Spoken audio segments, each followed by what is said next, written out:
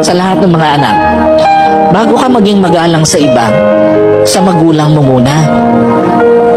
Kasi hindi ka pwedeng maging mabuti sa malayo sa'yo nang hindi ka muna nagiging mabuti sa malapit sa'yo. Hindi ka pwedeng maging magalang sa iba pero ang bastos mo sa magulang mo. At hindi ka pwedeng maging magiliw sa iba pero ang sungit mo sa magulang mo. Kasi nga ito ang totoo, lahat ng mabuti sa isang tao nagsisimula sa loob palabas. Meaning, magiging pakitang tao lang ang lahat ng galang na meron ka sa ibang tao kung hindi mo ito na ibibigay sa magulang mo.